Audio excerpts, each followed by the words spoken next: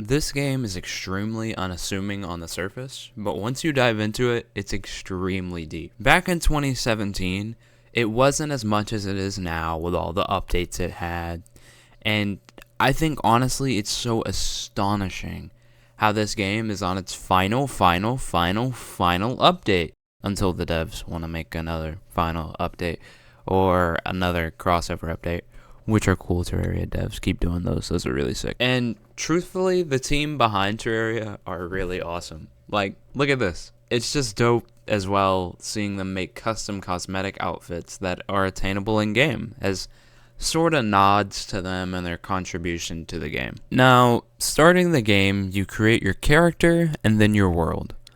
And now, in the world generation, there's a odd choice to choose between two evils. You have the corruption and the crimson. Now, these two fleshy monstrosities all have their own unique enemies and biomes, so this choice will actually change an entire biome on the map, and it will replace a boss. And these evils are controversial because 90% of people will pick corruption, and the crimson is literally the redheaded stepchild of Terraria. But back into the main game. You spawn in the middle of the map with a man near you, and he's an NPC called the Guide. Now this guy is useful because he gives you basic information and tells you what items you can craft with ingredients, which can become extremely useful as you find more items throughout the game. And let me tell you, you will find more and more items throughout the game. But the main premise of the game is to get geared up and defeat bosses. And there are a bunch of bosses actually. So many of them are optional and quite a few are required. But we can start with the most iconic one. The Eye of Cthulhu. It's an eyeball from Cthulhu. But to spawn him, you must craft the suspicious looking eye. And to do that, you must venture into the evil that is in your world and craft it from these altars that are in the caves in the evil biome. We'll say crimson since that's what mine is. And once you create the summoning item, at nighttime, you can start and summon the eye and try and fight him. And as you summon him, you see him descend from the night sky as he summons smaller little eyes to attack you throughout the fight. And as you get through the fight and you get him to about half health, whoa, form change. He sheds his retina and reveals his gaping maw and starts to dash at you and bite you until you eventually defeat him and he explodes into a mass of just giblets. And that's the first boss. But there are many, many others for you to find and defeat. Now you may be thinking, this is a sandbox game, right? You know, it looks like Minecraft, but what's the point in building if you're just gonna sit and kill bosses? Well, that leads me into the next very interesting mechanic that this game has.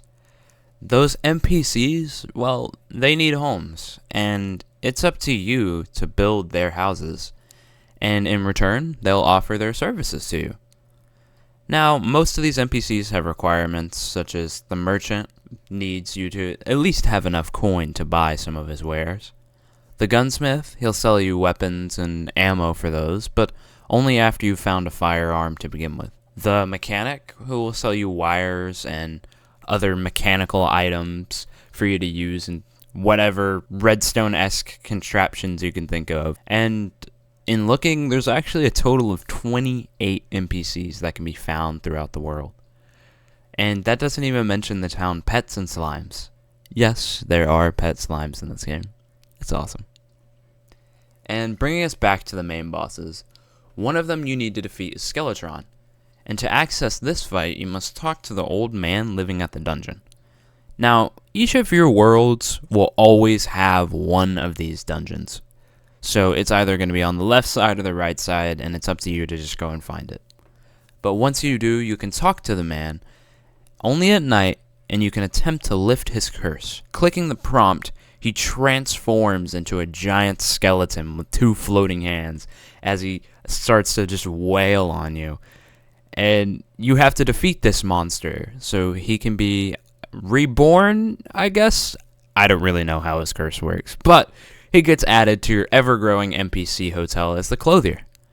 And inside the dungeon, there is quite a lot of unique loot to be found in these chests. Now, I know this video has been kind of short, and I haven't touched on nearly half the things you can do in this game, but I want to save that for the people who haven't played it just yet. Because I'm sure many of us know that the beauty in finding and playing a new game is discovering everything about it for the first time. I mean, there's plenty of games that we'd all love to go back and re-experience for the first time again. And this is really one of those games. So, if you haven't played Terraria, and this is your first time really seeing it, I implore you to just go buy the game. It's not that expensive, you can find it for cheap, and trust me, the money will be worth it.